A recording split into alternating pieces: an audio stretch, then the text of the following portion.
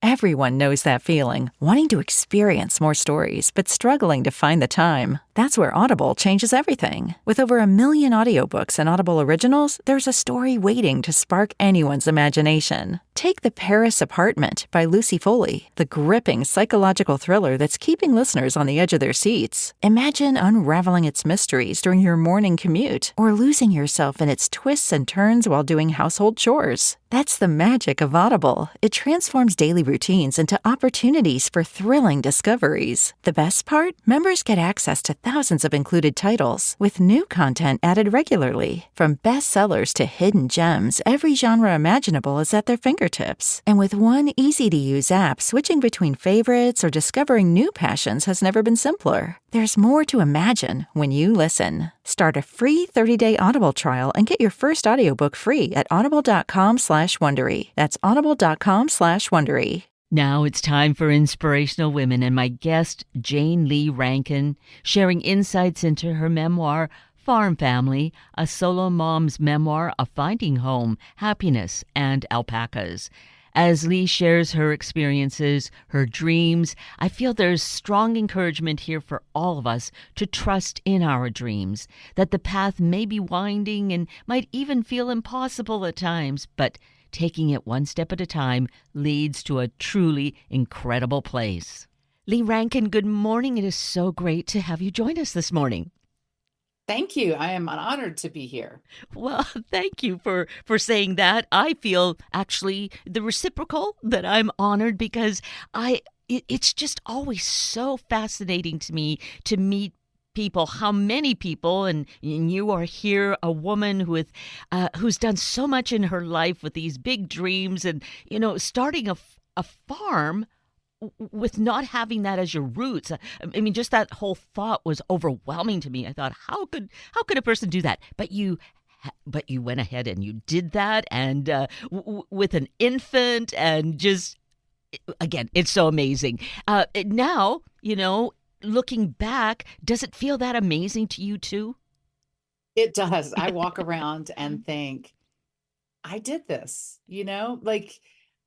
I'm on a piece of property that had a barn and a driveway and a house, and it now has a whole farm. So there was a old growth apple orchard here. The owners of the house that I bought the property from were doing nothing with the orchard. There was a derelict Christmas tree farm, and the owners were doing nothing with that. And we started from that and then turned it into a farm with animals, which is very different than things growing, because animals take fences and barns, and there's a lot to that. Oh, and the nurturing animals would take. I mean, you need to do that, of course, with trees, with apple trees, with fruit trees, with Christmas trees as well. But the animals require so much more. They're living. Well, trees are living beings. Okay, living entities. But it's different with animals. And you have. Do I call it a zoo, a menagerie? Because there's so many different ones. We call it a farm. The big joke is that we don't add up the number of animals that we have. We could tell you on any given day how many animals of each kind we have, but we don't add them up because we think it would be overwhelming. Oh, how interesting. And it works. It's all taken care of. Yes. And you've brought, let's say, a business to the area because you have staff. So where people didn't have that opportunity, here's a great opportunity for them. So you've really created just an incredible life. It really is an incredible life. And we have an incredible team of young people, some young and some older, a lot of college students that work with us, a lot of young people that are just out of college. And we pride ourselves on being a place to work that they love to work in, but that they also leave a better employee than they came. I mean, how could you ask for anything better? I mean, that's the ideal. That's what we... Right? Yes, Right? really. Yes. Oh, that's beautiful that exists. And in the context of this is a term that, if I knew it, it was really in the back of my mind. But agri-tourism is what you've develop from this too.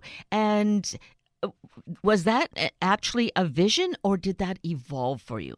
No, that was not a vision. We actually, our goal was to raise, breed, and sell alpacas, and as well as show, because there's alpaca shows where you go and show your animals and prove that you have the best animals and that yours are award winning, and then it's easier to sell them. So that's what we were going to do, that we had no intention of including the public in the mixture. And I defined agritourism as being a farm plus people. So it's bringing people onto the farm for any number of reasons. It could be a farm stay, it could be an event, it could be educational, it could be a tour. So our biggest piece of agritourism right now is that we do tours of our farm. It takes about an hour to tour the farm. We limit it to 15 people. It's guided by one of our team members. So it's a walking, guided educational tour. And we get people from all ages, from all over, that come to tour the farm and meet the animals. That is so beautiful. And you, of course, were one of the original tour guides because it's your Obviously, farm, obviously, right? obviously. And I still am. I still am from time to, depends on, I mean, like right now I'm not touring. Yeah. Right this moment I'm not, because we're talking. And I do still do tours. Generally, though, it's our team members and our tour guides that take the tours out. Now, all of this, wind back some many years, all started with an encounter with an alpaca, correct? Yes. Yes. Yes. So in 2000, I went to the Kentucky State Fair. I think it was it's the first time I remembered going to the Kentucky State Fair. And I had Will, who was my 1-year-old, with me. And we were wandering through the animal barns. And I came face to face with an alpaca, and literally time stopped, the room disappeared. It was just me and that alpaca. And as a result of that, I decided that's what I wanted to do, was to raise alpacas. So that was the beginning of the dream. I didn't say anything to anybody for a while. I talked about meeting the alpaca, but I didn't let anybody know that I had this dream, and I sort of held on to it and let it grow. And a year later, we were in the process of moving here to start an alpaca farm. Here being North Carolina. North Carolina. Yeah, we were in Kentucky and Louisville, Kentucky before that. So we had found a house, we had sold the house, we had moved, and we were in the process of moving here almost a year later. Like October 1st, we were here, lock, stock, and barrel. Dog, child, me, the lawnmower we brought, the riding lawnmower that came with us named George. Um, yeah, so it took about a little over a year, and it's interesting, I find myself feeling very honored that I had a dream and that I held it closely and I followed. And it is that process of thinking, I want to do something, and then taking one step after another, and keeping that dream alive. And that I feel is so significant in your story, in this whole story, Mhm. in being really like a map or a vision for any of us, that you were aware, you were sensitive enough to your surroundings to read those signs and then to respond to them. Mhm. Mhm. And that's, go ahead. And we do that all the time. We decide we want a job working in XYZ, or we decide that we want to be in a relationship, or we want to have children. We do that throughout our lives. This just happens to be a very obvious and compelling dream. And it really has felt so significant to me because I think it happens, but often people, this is so generalizing, but often they'll just discount it like, oh, that's for somebody else. Oh, it doesn't mean anything. But I think we are given these moments of insight, of intuition that really Mhm. are significant if we really honor them, Mhm. I agree. right? And so you did that. So I You honored it. did, Yeah. yeah. And here I am. And what started out as raising alpacas ended up being alpacas, llamas, donkeys.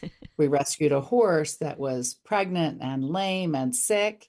And it just took on a life of its own, as life does, right? It's never a straight path. There's always a lot of input from God and the universe that changes our path.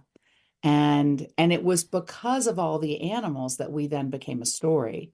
And people kept hearing the story in town. It's a very small town that I live in. I actually live between two very small towns, and one has 1,000 people year round, and the other one, I'm not even sure it's not really a certified town. So I don't know that there's a number of how many people are there, but everybody knows each other and welcomes guests that come to the area in a very open and welcoming way and tells them stories. And so my story was one of the stories that got told, and people would literally drive up our driveway. And we are at the top of the mountain at the end of a gravel road, and there's no other place to go when you get here. I mean, you're here. When you pull up our driveway, you made it. And so being in the South and being the kind of person that I am, I couldn't just say, no, see you later, So I would engage with them, and 45 minutes later, they would leave having heard the story of the farm. And so we decided that made sense to open a time that people could come and hear the story, and we could really walk them around the property. And isn't it wonderful to look at how that evolution occurs, that you didn't see all of that happening, but you acted Yeah. on what was happening in the moment, the connection with the alpaca, finding this wonderful location, and making that big move with an infant son. Right, right. Yeah. I mean, that Yeah. would be overwhelming, daunting for so many, and yet you held so true to your vision. Yeah. Well, and it was one thing at a time. So first it was finding a place to live. And when I drove here with my son and the dog, we came and for a weekend to find a place to stay so we could look for property. That's how it started. And I had that voice in the back of my head going, you're nuts. You're leaving whatever support system you have to go check this out. And I was like, nah, it's okay. If I'll find something to rent for a month. And then when I came to stay for a month, I heard, you are crazy to think about moving someplace where you don't know anybody. And I kept hearing, if it's the right thing to do, I'll find a piece of property I can't say no to. Hmm. And I did. Like within 2 weeks, I found this property. Took me a lot longer to figure out this was the property, but it was pretty clear. And people say, "How did you find this?" And I'm like, "Well, it was for sale when I was looking. That's how I found it." I mean, and it is, we all live someplace that happened to be open at the time we were looking. And it really is a function of that. And so I trusted that. We ended up moving. It happened very fast. And the rest is history. And here we are, like 20 something years later with this, what I expected to be this very peaceful alpaca lifestyle, which is now this very thriving farm with people on a daily basis. We're actually open year round. So we are open 7 days a week for public tours in our season, which is mid-May to October. But the rest of the year, we are available almost year round, like every day. So you can come shop the store, you could come take a private tour, you could come take a public tour. So we have this, it's a very thriving business. We have a store, so you can come and visit the store and buy products. And that's the easiest way for us to open the farm, is for the store, because the tour takes, 45 minutes to an hour, and scheduling, and we're also taking care of animals. So it has to be that we have enough people on board to be able to bring somebody in, and take you around the farm. Right. So And out of that evolved this book, which I'm sure must be located right in this store as well. But didn't you have someone, a visitor, saying, well, how did this all come about? yeah, we Right? did. We did. So there's a hill that we at near the end of the tour that we go up, and there's goats up on that hill. And it seemed to me, it was more than once that somebody we would stop on that hill, and they would look at me with this question of kind of like, what, how, why did you do this? Like that, that big question, they would sort of get the enormity of what the farm was. And then they would look at me and go, how? So I responded to it a couple of times by saying it would take a book to answer. And that was sort of the beginnings of the idea of the book. And somebody somewhere along the way said, if you're going to write a book, you really need to answer a question. And I was like, well, that'd be a great question to answer in a book. And I started it as a nonfiction book about the story of starting the farm. And it was going to be very nonfiction. And it very quickly turned to memoir. So even it had its own path. Yes, but isn't it interesting again? It was, someone dropping this little nugget of an Mm-hmm. idea the question. They dropped the question. You Right. said it would take a book, and all of a sudden, it's a Right. one Right. of those light bulb moments. Yeah. Yeah. And yes, so a memoir, which really gives us such great insights. And again, I think we learn so greatly from stories, from each other's stories. We get insights, encouragement. So reading your story really gives us so many of those enlightening moments, I feel. Yes. And one of my goals, because as I was writing it, I had certain goals, not just, to get this part written by a certain date or to get it done by a certain date, but goals for the reader. And one of my goals in writing it was I wanted people to feel the cold of the barn as I sat willing an animal to live in the middle of the night. Mm. Because there were so many times that I had experiences like that, and not everybody gets to have that experience. Not everybody gets to have the experience of animals being born and witnessing that and being there to support the animal, the mother, as she goes through that process. It's not an experience that people have on a daily basis. So I really wanted to give that to the readers of the book. And I would say you've accomplished that, right? That you have a talent with language, with being able to really draw with words that picture and get those experiences right into our psyche, into our hearts. Mhm. Right? I hope so. Yeah. Well, I feel so. And Farm Family really, as a memoir, really, I think, reaches into us and gives us such a huge opportunity, to have this really a vicarious experience of being Mhm. on this beautiful farm property. Yes.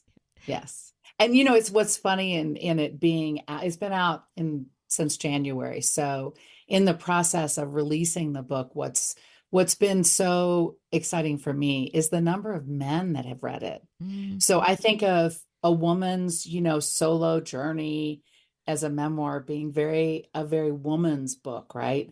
And time again, a couple will buy the book and I'll get a note from the wife and it's like, well, my husband got it and I can't get it till he puts it down and he can't put it down.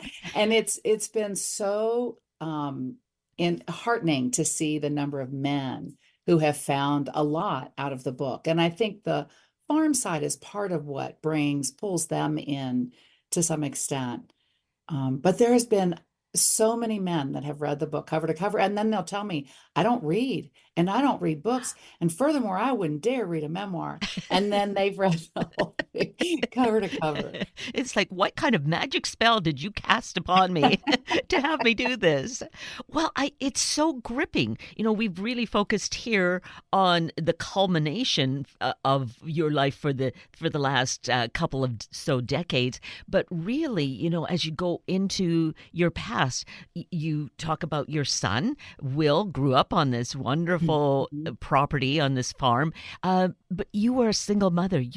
And this happened almost really as a miracle because you had gone through breast cancer treatment, survived that, and got pregnant. So there's all this part of your life that women can really relate to, and I'm glad men are reading it because that really gives them an important insight into the women in their lives.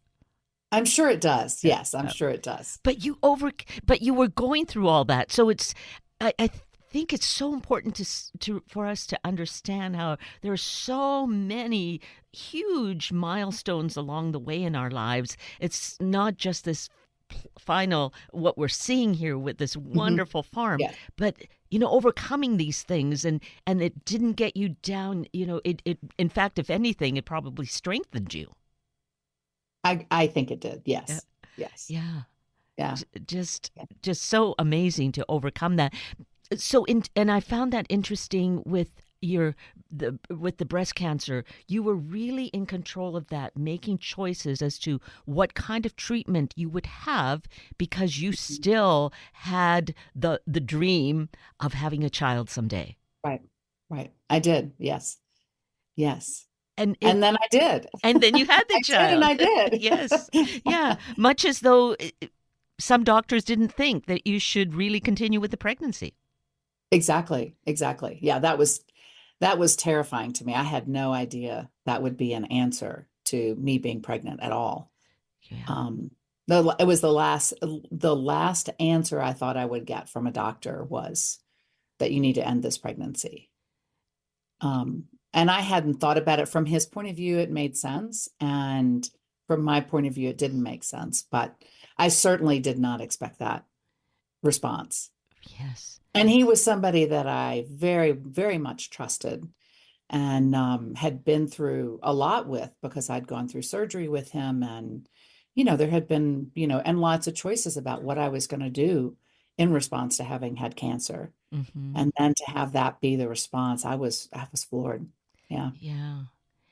But fortunately for you, for Yeah. Will, well, for all of us, that you really followed what you knew to be true. And I think it takes so much strength for any of us to really have that Mm. strength within us to know that what we need to hold true, not to be swayed by a professional's opinion, Right. right? But we Hmm. know what's Hmm. good for us.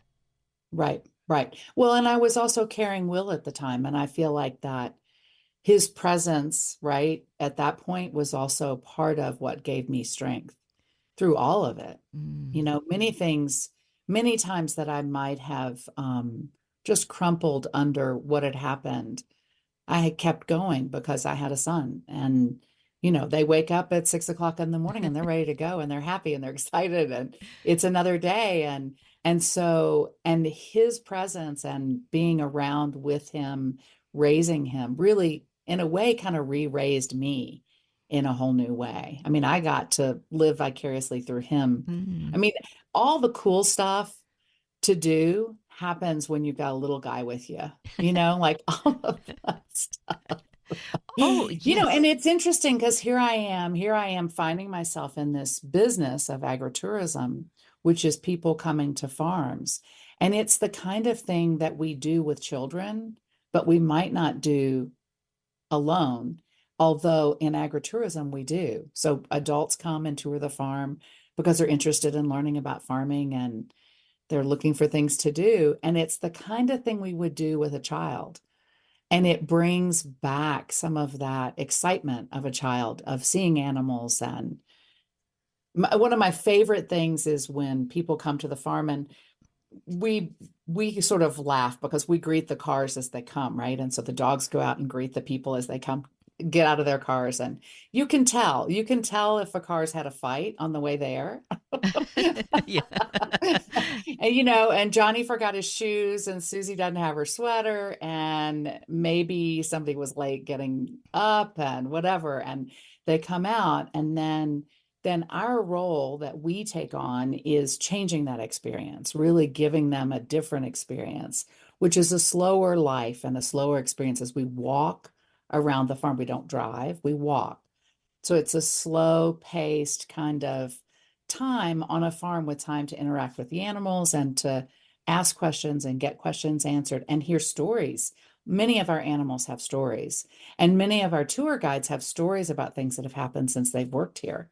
So it's a chance to tell stories. And we don't give ourselves that kind of Mm. experience very often. So when people ask, what are you selling? It's like, well, we're selling a tour, but really we're selling an experience and a connection and a reconnection. We do things like everybody who comes to the farm, when they take a tour, they get a name tag so that if you're on a tour with 5 other people, you have a chance to learn their names. And interestingly, it helps while you're here on the farm. It helps the tour guides. It helps you know the tour guide's name. They have a name tag on. It just breaks down a little bit of that barrier. But many times we hear back that people will each meet each other in town in a restaurant and they know each other's names. So it even develops that connection when they leave the farm. Mm. Oh, it is, it's so huge what this small experience, small because it's, Mhm. maybe a dozen or more a few more people on this tour, and it's just you doing what you love and sharing it with others, as do your Mhm. employees as well, Mhm. because they're loving it.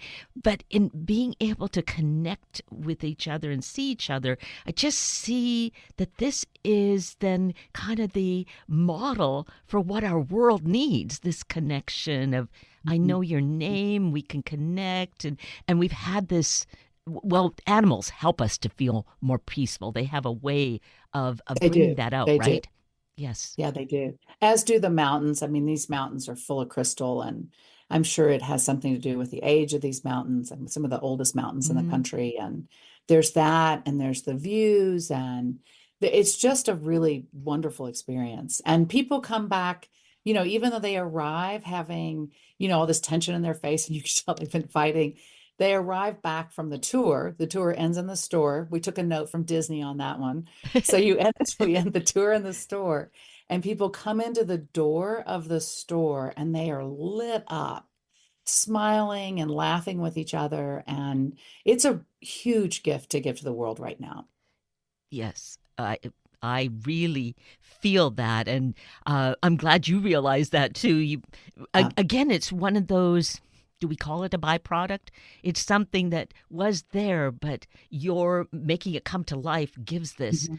uh, Yeah. the opportunity to people to really experience and to be part of, well, the solution of going Yes. forward, right? Yes. Yeah. Yes. Oh, that is so wonderful. So here, so the store again. We're here to talk about your memoir, Farm Family. It's a great place to, or a focus of conversation to talk about all these other things. But it's also your second book, because you first had an amazing new cookbook. An amazing cookbook. It's not new because this is new, but so that's another part of you that is just so amazing, inspiring. That you love to cook. In fact, you have a degree in culinary arts. Yeah, I went to school at CIA, Culinary Institute of America in Hyde Park, New York, and as a result of that, wrote a cookbook. And it was not my recipes. It was Annie Johnson, who had worked for our family growing up. She was the backbone of our family. And after culinary school, I went back and asked her if she would let me, put her recipes in writing and create a book. And so the book's a tribute to her and all Mm. she did for our family. Which She was, that yeah, story she was an is, amazing woman, amazing woman. yeah, it So, sounded like it. She sounded like this very important role model in your life. yes, very much so. Very much so. I was the only girl in the family, and I had three older brothers, and I needed as much support as I could get. And They there, weren't they were not awful, but I definitely needed support. and then what happens? You have a son, but isn't that Mhm. perfect? I mean, this has been the best place for him to have grown Yes. up. Oh, and one of the things when I look back on it, one of the smartest things I did was start a farm as a place to raise a child, because it was the perfect upbringing for he was very gregarious. And when we would travel and go to a restaurant, he would go around and invite people to our table. He was very age 2 and 3, he was very gregarious, so he needed a lot of room. And it was one of the smartest things I did, and he got to be part of the birth and death of animals. And he is compassionate and grounded. He's such a great, I say kid, but he's a man. He's Young man. 24. Yeah. He's a young man. Yeah. Yeah. So, yeah. Oh, well, it's an incredible story. And again, here we are with coming back to story and how important it is for us to share, for us to learn from each other. We can get so much encouragement. It gives us hope, helps us to dream as well, and see that dreams can come true. Absolutely. Absolutely. And interestingly, I was just teaching a class in Tennessee, and I said at the end of it, I said, I was 40 when I started the farm. Like, I wasn't even young. Yeah. I wasn't 20. I was Right. 40 when I started the farm. So there's no time like the present. Yeah. Don't make age any kind of number. Don't disregard Right. it. It is Right. just a number. No, Right. right. Yes.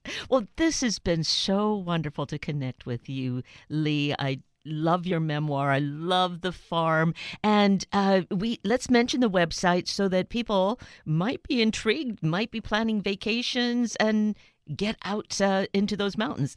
It certainly is drawing me. There's a call. So the website Okay. is? So the website is Apple Hill Farm NC for North Carolina.com. Very simply, applehillfarmnc.com. And the book is available on the website. It's also available on Amazon. Anywhere you go, you can get it. It's under the name of Jane Lee Rankin. Jane is my first name, so we used Jane Lee Rankin as the author on the book. There's also a website for my writing, which is janeleerankin.com. That's more book focused. And I think that's it. And we're on Facebook and Instagram and most of the socials, not all the socials. Some of Facebook and Instagram are the main socials we do. So Wonderful. As this has been, it's so wonderful to connect with you. I yeah, love what you have created in and with your life. And thank you so greatly for sharing some of that with us this morning. yeah, it's been wonderful. Thank you so much. You're so welcome.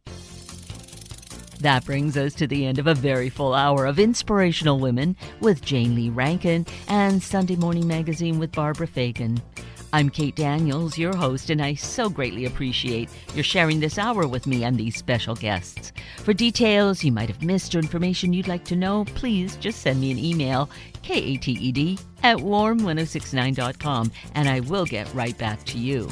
Also, if you'd like to listen again or to share these important stories with your family and friends, find the podcast on our Warm 1069 webpage. Just click on the Listen tab, then Podcasts, then either of the show names, and then look for the guest names.